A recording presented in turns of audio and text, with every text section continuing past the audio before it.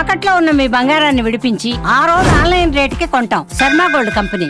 నమస్కారం, welcome to Suman TV. నేను గీతాంజలి. ప్రస్తుతం మనతో పాటు శ్రీ విద్య ఉపాసకులు క్రియాయోగి ఆదూరి ఉదయ్ భాస్కర్ గురుగారు ఉన్నారు. వారితో మాట్లాడి గీతా జయంతి విశిష్టత, అలాగే విధిగా ఆ రోజున అందరూ ఆచరించవలసింది ఏంటి గురుగారి మాటల్లో విని తెలుసుకుందాం. గురుగారు నమస్కారం అండి. నమస్కారం అండి. సంతోషం, చాలా బాగున్నాను గురుగారు. మీ ఆశీర్వచనాలు. మీరు ఎలా ఉన్నారు? అమ్మవారి దయ, గురువుల యొక్క కృప. సంతోషం. మరి గీతా జయంతి, గీతా జయంతి అనగానే అందరి మదిలో మెదిలేది భగవద్గీత.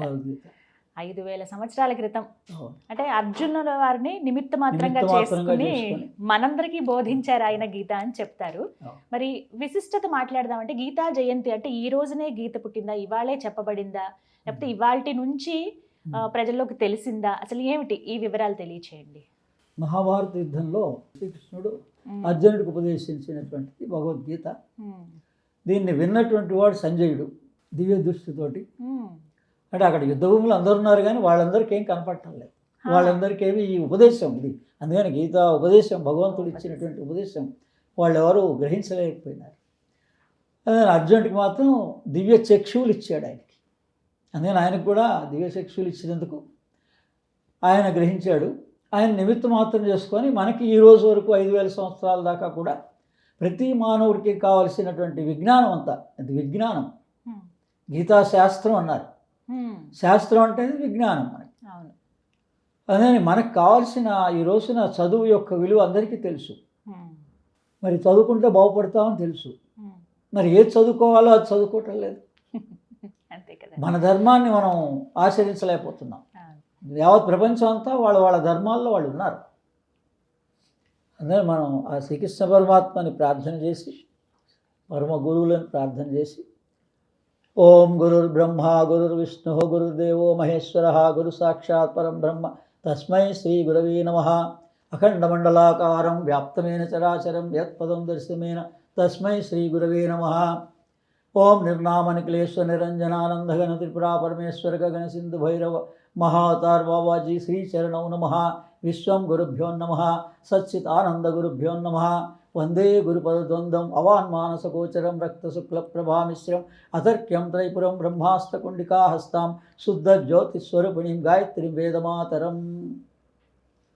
కృష్ణం వందే జగద్గురుం, కృష్ణం వందే జగద్గురుం. శ్రీకృష్ణ పరమాత్మ మనందరికీ జగద్గురు, యావత్ మానవాళికి జగద్గురు. అదే మనకి ప్రామాణికంగా చాలా సింపుల్గా చాలా తక్కువ ఖర్చుతో ఏ పుస్తకం అని అడిగితే ఎన్ని రూపాయలండి అని అడుగుతూ ఉంటారు. మరి నేను 34 పుస్తకాలు రాశాను. అందుకని నేను కూడా భగవద్గీత గురించి రాశాను. కానీ అది పీడిఎఫ్గా ఉంది, బుక్గా లేవు. కానీ ఈ భగవద్గీతని గీతా ప్రెస్ వాళ్ళది మీరు ప్రామాణికంగా తీసుకోవచ్చు. మనందరం వేరే వాళ్ళకు కూడా చెప్పచ్చు.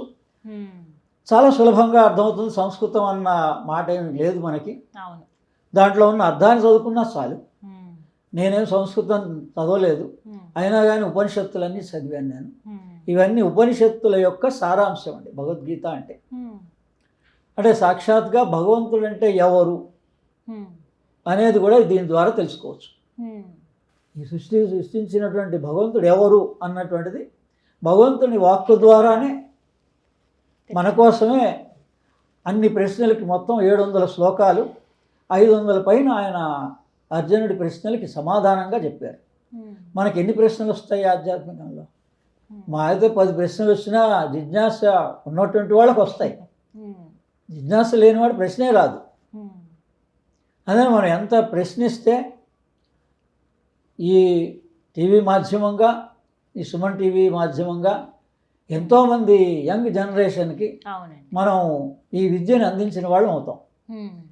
వాళ్ళ తరఫున మీరు ఎన్ని ప్రశ్నలన్నా వేయచ్చు, ఏ రకంగా అన్నా వాళ్ళకి కలిగే ప్రశ్నలన్నీ మీరు వేయచ్చు. దాని సమాధానం ఆ శ్రీకృష్ణ పరమాత్మే చెప్తాడు. మరి ఎప్పటి నుంచో మేము చదువుదాం అనుకుంటున్నామండి, ప్రారంభిద్దాం అనుకుంటున్నాము, కానీ కుదరట్లేదు. మరి గీతా జయంతి రోజున ప్రారంభించవచ్చా అని. చాలా మంచిదండి. గీతా జయంతి రోజే కాదు, మాసానాం మార్గశిరశీర్షోస్మి అన్నాడు భగవద్గీతలో. అంటే ప్రతి దానికి ముఖ్యమైనది ఏది అన్నీ చూపించాడు. అంటే ప్రాణాల్లో ముఖ్యమైనది ఏది, ఇలా మాసాల్లో ముఖ్యమైనది ఏది, అలా విభూతి యోగంలో వస్తుంది మనకి. మీరు ఏ ప్రశ్న అడిగితే దానికి ముఖ్యమైనది ఏదో కూడా తెలుసుకోవచ్చు. ఆ యోగంలో అందులో అందులో ఉమ్, ఆ రకంగా ఏంటంటే ఈ నెలంతా కూడా మంచిదే. ఉమ్, మార్గశిర శీర్షమాసం స్వయంగా తానే అంటే మనం దేహంగా భావిస్తే ఉమ్, మన శీర్ష భాగం అన్నమాట, బ్రెయిన్. ఉమ్, అంటే బ్రెయిన్ నాలెడ్జ్ ఎప్పుడు పొందొచ్చు అని అడిగితే ఉమ్, నేను ఆ బ్రెయిన్కి సంబంధించింది ఈ నెలలో ఉమ్, బాగా మనకి అందుతుంది. మనసు ఉమ్, దాని మీద ధారణ చేయగలుగుతుంది. ఉమ్, వింటున్నాం అందరం, కానీ ఒక్క శ్లోకం పట్టుకుంటే కూడా ఉమ్, మహాత్ములు అయిపోయినారు వాళ్ళంతా. ఉమ్, మనం అనుకునేటువంటి గాంధీ దగ్గర నుంచి ఎవరైనా మహాత్ములంతా కూడా ఒకే ఒక్క శ్లోకం, ఒక్క పాదమైనా ఒక శ్లోకం అయినా వాళ్ళు మనస్సులో ధారణ చేయగలిగారు జీవితకాలం. ఉమ్, ఎందుకంటే ఇది వాసుదేవ సర్వమితి ఉమ్, అనే ఒక్క శ్లోకం అరవిందుల వారికి అందింది. ఉమ్, ఆయన ఈ రోజున అరవిందో ఇంటర్నేషనల్ యూనివర్సిటీ, మళ్ళీ తర్వాత 120 దేశాలలో అరవిల్లా మెడిటేషన్ సెంటర్, మరి పాండిచేరిలో ఒక పెద్ద వ్యవస్థ, కేవలం ఒకే ఒక్క వ్యక్తి. మళ్ళీ ఇంకా ఆయన స్వాతంత్రం వచ్చిన రోజు కూడా ఆయన జన్మదినం. గురుగారు, స్వామిని ఒక విగ్రహ రూపంలో ఒక మూర్తిగా దర్శించుకోవటమే అదొక మహాభాగ్యం అనుకుంటాం. అలాంటిది ఎవరికి లేనటువంటి అవకాశం చాలా అరుదుగా కొంతమందికి దొరుకుతుంది, స్వయంగా స్వామిని చూడడము, ఆ అనుభూతి చెందడం అనేది. మరి అలా ఆ కృష్ణ పరమాత్మని దర్శనం చేసుకున్న వారు ఎవరైనా ఉన్నారా? అసలు అనేక మంది ఉన్నారండి. అందులో ప్రముఖమైన వ్యక్తి అరవిందో మహర్షి, పాండిచేరి. ఆయనకి జైల్లో ఇంకొక వారం రోజుల లోపల మరణశిక్ష విధించబడుతుంది అన్నటువంటి సమయంలో ఆయనకి ఏదో ఒక కాగితం గాలికి ఎలా లోపలికి వచ్చింది జైల్లో. ఆయన బయటకు వెళ్ళడానికి కూడా అన్ని చేతులు కాళ్ళు కట్టేసిన స్థితిలో జైల్లో భగవంతుడు ఒక కాగితం రూపేణ ఒక శ్లోకాన్ని అందజేశాడు. అందులో వాసుదేవ సర్వమితి స మహాత్మా సుదుర్లభ అని, అంటే ఈ సర్వము కూడా భగవంతుడే అనుకున్నటువంటి వాడు మనుషుడు దొరకడమే కష్టం అన్నాడు. మనం ఊరికి అంటున్నాం నోటికి భగవంతుడి మీద నమ్మకం అని, ఆయనే చెప్పాడు అలా అనుకోగలిగిన వాడు చాలా దుర్లభము అన్నాడు. వాసుదేవ సర్వమితి. ఇంకా ఆ క్షణం నుంచి ఆయనకి దర్శనమిచ్చాడు. ఆయనకి ఏం స్పష్టంగా చెప్పాడంటే నిన్ను జైల్లో పెట్టింది నేనే అన్నాడు. ఎందుకని అంటే నిన్ను గతంలో నేను సూచనలు అందించాను 1-2 సార్లు. నువ్వు స్వాతంత్రం, ఈ పోరాటం ద్వారా నువ్వు స్వాతంత్రం సాధిస్తావని నువ్వు ఆ నమ్మకంతో ఉన్నావు. అందుకని నీకు అటువంటి పరీక్ష ప్రకృతి ద్వారా, ఆయన ఇవ్వడు, మనకి ఏం కలిగినా ప్రకృతి ద్వారా జరుగుతుంది. ప్రకృతి వశంలో ఉన్నది ఎవరు? పురుషుడు అంటారు. భగవంతుడి వశంలో ప్రకృతి ఉంటుంది, మనకు మాత్రం ఉండదు. అందుకని అటువంటి మనుషులకి సాధ్యం అవుతుందా? మనుషులకి ఏదైనా సాధ్యమే. మనిషే భగవంతుడు. సాధన చేయాలి, అంత సాధన చేయాలి, జిజ్ఞాసతో ఉండాలి, సాధన చేయాలి, గురుముఖత సాధన చేయాలి. మళ్ళీ సొంతంగా చేస్తే కూడా మనకు అనేక ఆలోచనలు మన పరిపరి విధాలు పోతుంది. ప్రతిదీ గురుముఖత విద్య. ఇప్పుడు మీరు ఇందాక ఒక మాట అన్నారు గురువు గారు, ఏదైనా అన్నిట్లో ప్రథమం ఏది, ముఖ్యమైనది ఏది, విశేషమైనది ఏదో చెప్పబడింది అని. మరి భగవద్గీత ఇన్ని శ్లోకాలలో అతి ముఖ్యమైన శ్లోకం ఏదంటారు మీరు? అంటే ఈ ప్రశ్న రమణ మహర్షిని అడిగారు శిష్యుడు. ఏమండి మరి గురుగారు భగవద్గీతలో ఏదో ఒక్క శ్లోకం చెప్పండి నాకు చాలని. మొత్తం ప్రామాణికంగా అది ఆయన జీవిత చరిత్రలో ఉంటుంది. అందుకని అహమాత్మ గుడాకేశ అనేటువంటిది 10వ అధ్యాయం 20వ శ్లోకంలో ఇది మొత్తం కూడా వస్తుంది మనకి అంటే చదువుకోవచ్చు, తప్పులేదు. కానీ దాని యొక్క శక్తి ఎంతది అంటే ప్రతిదీ బీజాక్షరమే, మంత్రమే. కేవలం అహమాత్మ గుడాకేశ అంతవరకే మనకు ధారణ చేసినా మీకు కావాల్సినంత జ్ఞానం వస్తుంది. నేను నా పుస్తకాల్లో రాశాను వివరం అంతా, గీతా సందేశం అని చెప్పేసి 2 పుస్తకాలు రాశాను. కానీ ఒకటి అన్నీ పంచడం జరిగింది అందరికీ.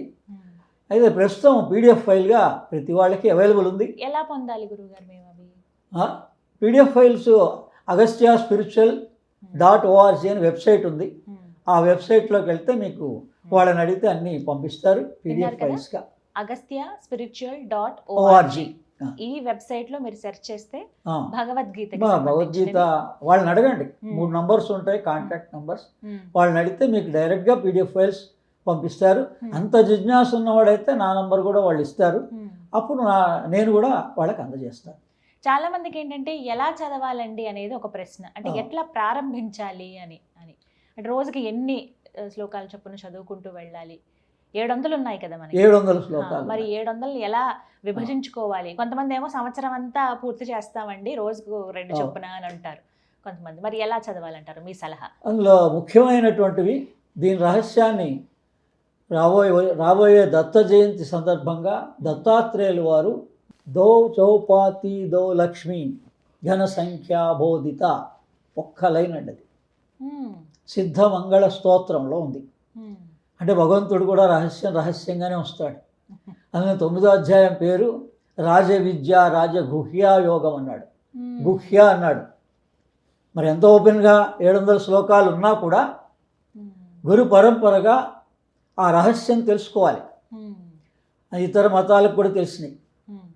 అంటే మనం భగవద్గీతలోని సారాంశమే ఇతర మతాల్లో ఉంది. బైబిల్లో కానీ ఖురాన్లో కానీ ఒక తుర్కవాళ్ళు సామాన్యస్తులు ఆటో మీద 786 నంబర్ రాస్తున్నారు. నేను అడిగేవాళ్ళని, వాళ్ళ ఇమామ్స్ని అడిగితే వాళ్ళు ఖురాన్లో 7, 8, 6 పంక్తులలో ఈ మన భగవద్గీతలోని సారాంశమే ఉంది. చూసే కావాలంటే మీరు యూట్యూబ్లో సెర్చ్ చేసుకోవచ్చు. 786 ఇంపార్టెన్స్ ఇన్ ఖురాన్ అంత స్పష్టంగా ఉంది. అందుకని మన కోసం దత్తాత్రేయుడు గురువు, అంటే గురువు మూలం దత్తాత్రేయుడు. కాబట్టి ఆ దత్తాత్రేయుడు ప్రామాణికంగా దౌ చౌపాతి దేవ లక్ష్మి ఘన సంఖ్యాబోధిత సంఖ్య అన్నాడు. సాంఖ్యం ఉంది, ఇందులో కూడా సాంఖ్య యోగం ఉంది. అది పేరు సాంఖ్య యోగమే, కానీ కోడ్ సీక్రెట్స్ అనమాట. పాస్వర్డ్ ఎలా ఉందో మనకి కోడింగ్లో ఉంది, అది డీకోడ్ చేసుకోవాలి. ఎలా అండి అంటే మొట్టమొదటి శ్లోకమే. అందుకని ఎవరిని అడిగారు కదా ఏ శ్లోకం ఆరంభం చేయాలని, మొట్టమొదటి శ్లోకమే ఒక్క శ్లోకం చదువుకోమండి చాలు. ధర్మక్షేత్రే కురుక్షేత్రే అని ఉంది కదా, ఆ ఒక్క శ్లోకం చదువుకోమనండి. వివరం ఎంతమంది ఎన్ని రకాలుగా దాని వివరణ ఇచ్చారో అని చదువుకోవచ్చు. ఏమిటండి అంటే ధర్మక్షేత్రే కురుక్షేత్రే అంతవరకే చాలు, వేరేది అవసరం లేదు. దాన్ని ఎలా తీసుకోవాలి అంటే క్షేత్రే క్షేత్రే ధర్మం కురు. క్షేత్రే క్షేత్రే ధర్మం కురు. ఇప్పుడు మీరు యాంకర్గా ఉన్నారు, మీ ధర్మాన్ని మీరు నిర్వర్తించాలి. ఇప్పుడు ఆయన ఒక కెమెరామెన్గా ఉన్నాడు, ఆయన ధర్మాన్ని ఆయన పర్ఫెక్ట్గా ఇంకా వేరే ఆలోచన రానియకుండా తన డ్యూటీని తాను నిర్వర్తించు అని అర్థం. నేను చెప్పే స్పీకర్గా ఉన్నా, నా దృష్టి ఇంకా వేరే ఎటు పోకూడదు, సబ్జెక్టే గుర్తు రావాలి.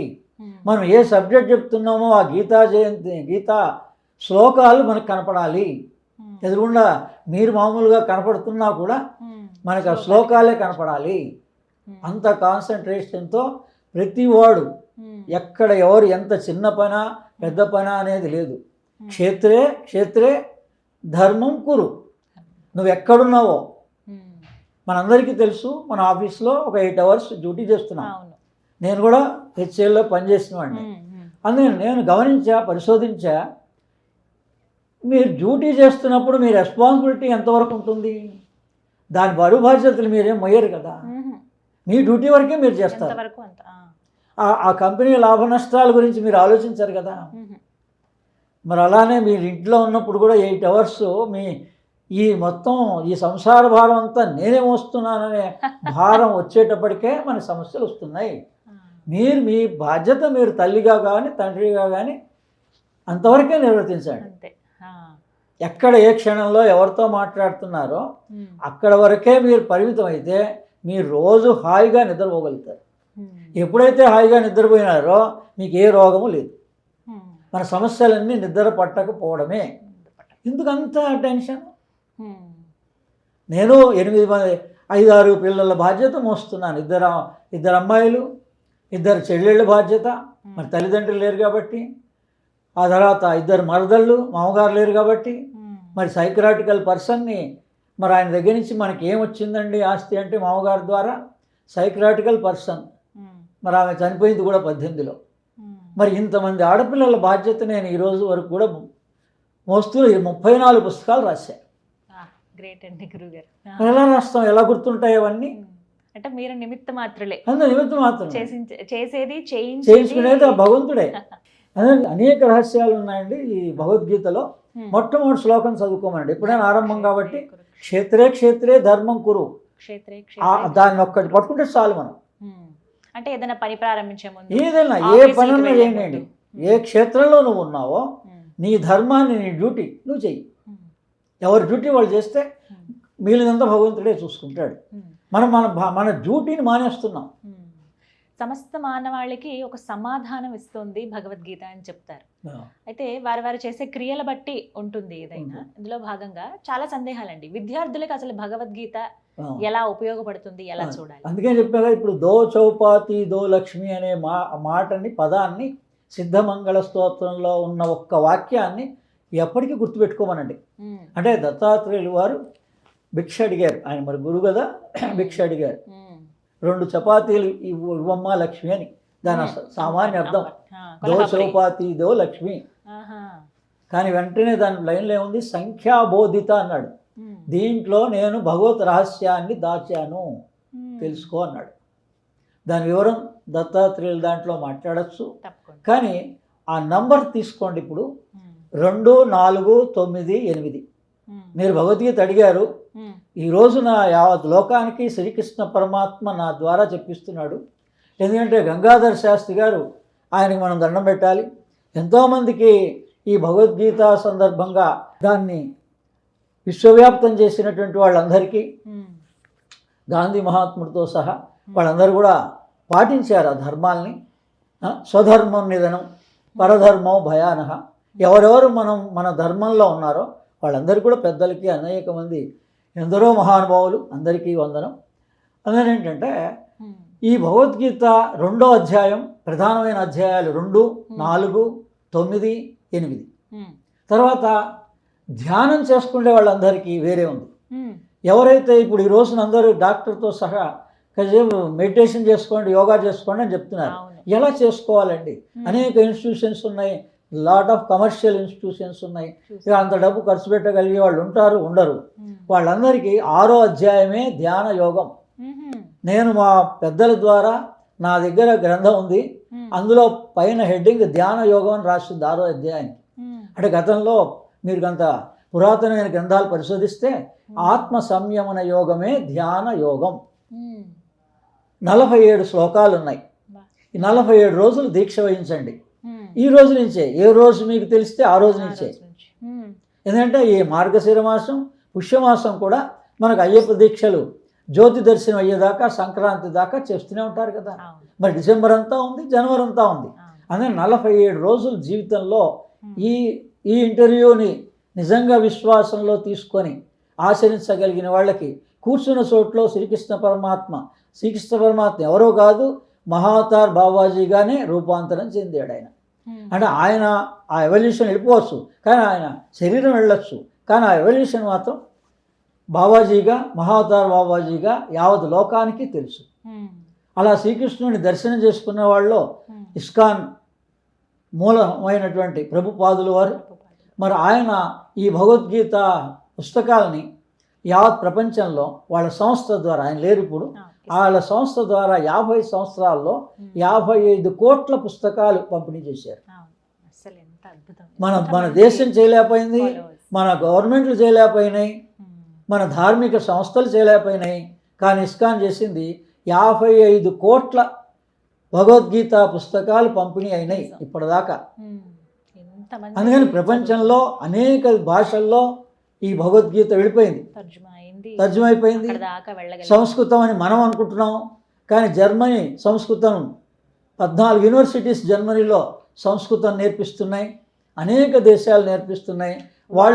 వాళ్ళు ఈ రోజున సైన్స్ అండ్ టెక్నాలజీ డెవలప్ అవ్వడానికి కారణం భగవద్గీతే, వేద సారాంశమే.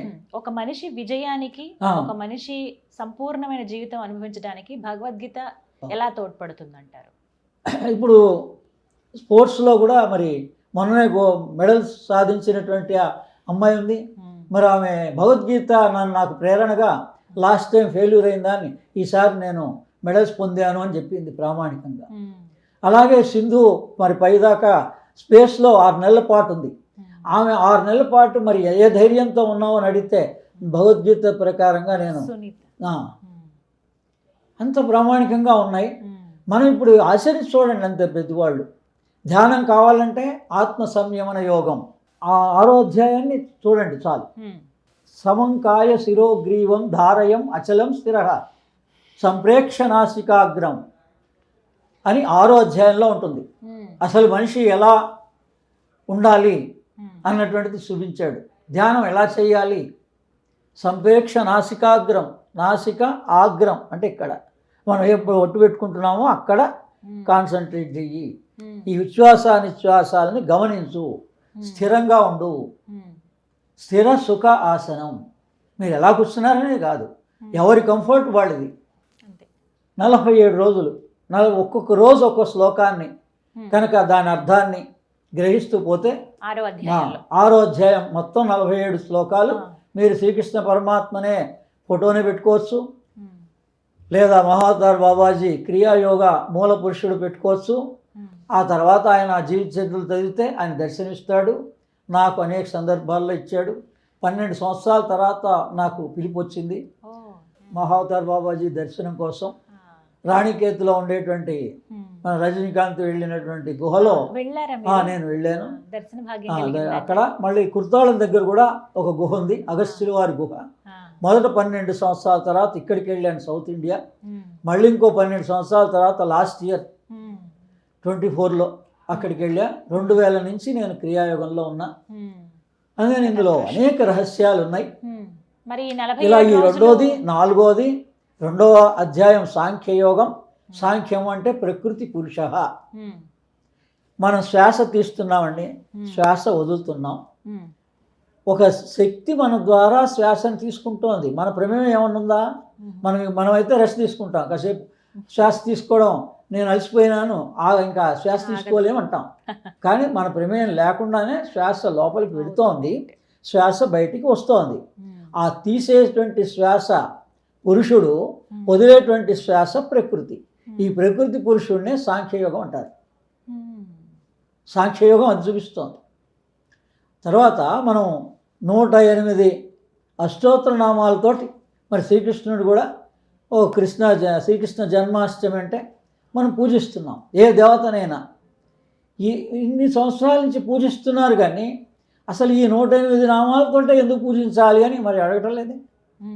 1 అనేది ఏకమేవాద్వితీయం బ్రహ్మ, 0 అనేటువంటిది జగన్నిధ్య, 8 అనేటువంటిది ప్రకృతి. మన దేహం ఎలా ఆవిర్భవించింది? తల్లి గర్భంలో. ఈ అష్ట ప్రకృతి, 8 విభాగాలైన ప్రకృతి ఈ దేహాన్ని తయారు చేస్తుంది తల్లి గర్భంలో. 7వ నెల దాటాక అప్పుడు అసలు జీవాత్మ ప్రవేశిస్తుంది లోపలికి. ఆ జీవాత్మ లేకపోతే ఈ కేవలం 8 విభాగాలతో ఉండే శరీరాన్ని అది శివం అన్నారు మన ప్రాణం ఉన్నప్పుడు. మన ప్రాణం లేనప్పుడు ఏమన్నారు? శవం అన్నారు. ఆ ఒక్కటి ఏమిటి? జీవాత్మ. ఆ ఒకటి లేకపోతే మిగిలిన ప్రకృతి 8 విభాగాలు ఉన్నాయి. అంటే పంచభూతాలు, మనస్సు, బుద్ధి, అహంకారం. కేవలం ఇవే ఉంటే లాభం లేదు. దీనికి జీవాత్మ ఉండాలి. అదే నేను. అందుకని ఒక క్షేత్రాలకు వెళ్తున్నారు, కానీ ఆ క్షేత్రాలకి ఎందుకు వెళ్తున్నారో తెలియటం లేదు.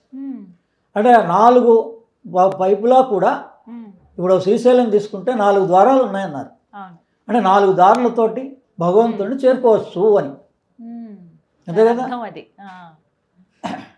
అంటే మన లోపల ఉన్నటువంటి నేను అనేటువంటిది ఏ శ్రీకృష్ణుడే అనుకోండి, మీరు ఏ పేరు చెప్తే ఆ భగవత్ స్వరూపము. ఈ ఉచ్ఛ్వాస నిశ్వాసాలని జరిపిస్తున్నటువంటి శక్తి మాది. సామాన్యంగా ప్రాణశక్తి అనుకోండి, శ్వాసే భగవంతుడు. మనం ఎక్కడ ఎదుగుతున్నాం? శ్వాస భగవంతుడు అంటే ఆ ప్రాణశక్తి. ఇది దేవనుంది? సహస్ర సూర్య అని ఉంది. అంటే విశ్వరూప సందర్శనంలో భగవంతుడు 1000 సూర్యుల ప్రకాశంతో దర్శనమిచ్చాట. 1000 ఎందుకు ఇచ్చాడు? ఇంకో నంబర్ ఇవ్వచ్చు కదా, తక్కువ కానీ ఎక్కువ కానీ. సహస్ర అనే దాంట్లోనే రహస్యం అంతా ఉంది, అనంతం ఉంది. కానీ స హ స ర మొత్తం సంఖ్యాయోగమే, ఆ, కోడ్ వర్డే మొత్తం రహస్యం అంతా. ఆ, ఇది ఎక్కిరాల కృష్ణమాచార్య గారు ఈరోజు ధనిష్ఠా నక్షత్రం ఉమ్, ఆయన యొక్క అనుగ్రహంతో మనకి ఈ ఉపదేశం అందరికీ లోకానికి అందుతోంది. ఉమ్, ఏమని అష్టోత్తరం ఎందుకు చేస్తున్నామో చెప్పాం. 108 ఉమ్, ఏకమేవాద్వితీయం బ్రహ్మ ఉమ్, అంటే అది ఏముంది? ఓంకారమే. ఉమ్, ఓంకారం తస్య వాచక ప్రణవ.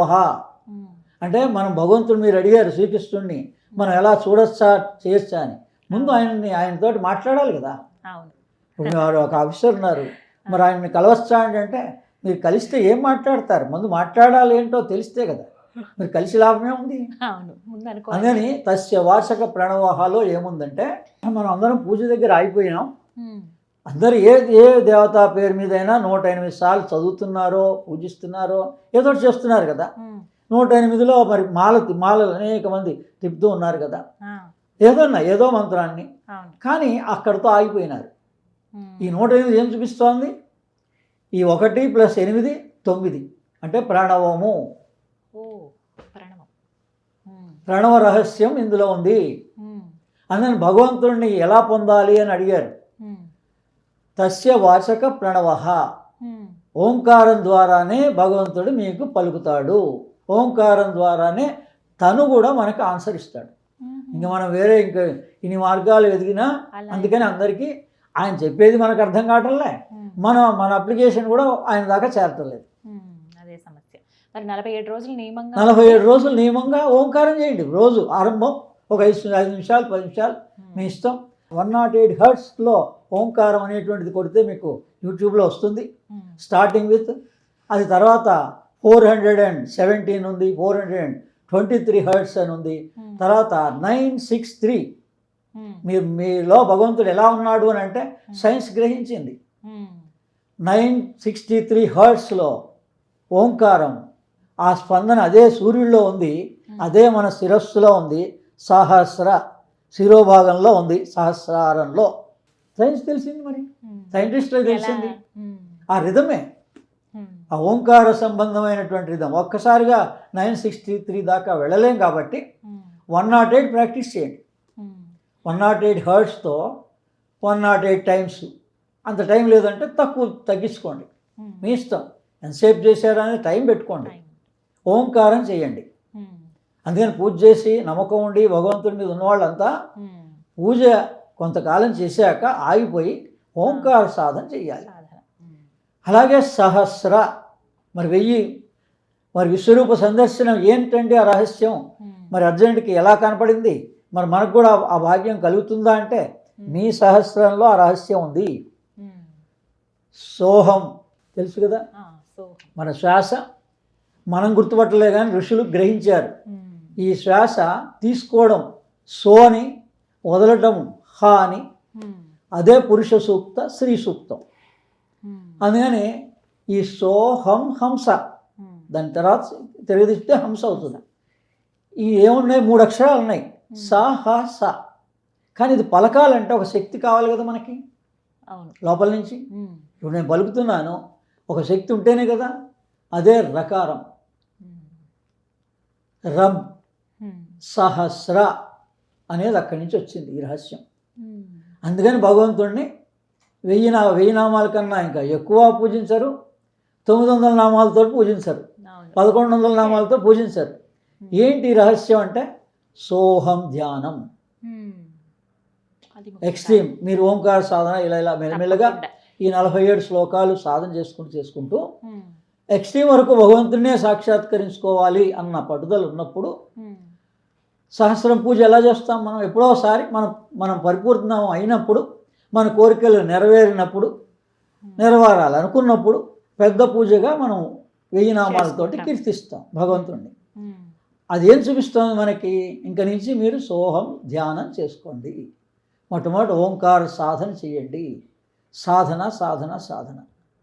ఉమ్, ఈ విధంగా ఒక్క 4 శ్లోకాలు తెలిసినా, 4 అధ్యాయాల పేర్లు తెలిసినా భగవంతుడు సంతోషిస్తాడు. శ్రీకృష్ణ పరమాత్మ అన్నా, మహావతార్ బాబాజీ అన్నా, దత్తాత్రేయులు అన్నా, వీళ్ళంతా ఒకటే. అందరూ ఒకటే. అంతా ఒకటే. గురువులే. జగద్గురు స్థాయి అంతా ఒకటే. చాలా చాలా చక్కగా చెప్పారు. అంటే ఇప్పుడు మాకు ఇప్పటి వరకు కూడా మాకు తెలియని రీతిలో విధానంలో మాకు అవగతం చేశారండి. చాలా సంతోషం గురుగారు. ఇంకా చాలా విషయాలు మాట్లాడాలి. కానీ భగవద్గీత గురించి ఎవరైతే భగవద్గీత మేము చదవాలనుకుంటున్నామండి అన్నవాళ్ళు చక్కగా ఈ గీతా జయంతి ఒక సందర్భంగా చేసుకుని, కుదిరినప్పుడు చదవచ్చు, కానీ ఒక సందర్భంగా చేసుకుని చదవమన్నారు. మీ ఆశీర్వాదం అండి. ధన్యవాదాలు గురుగారు.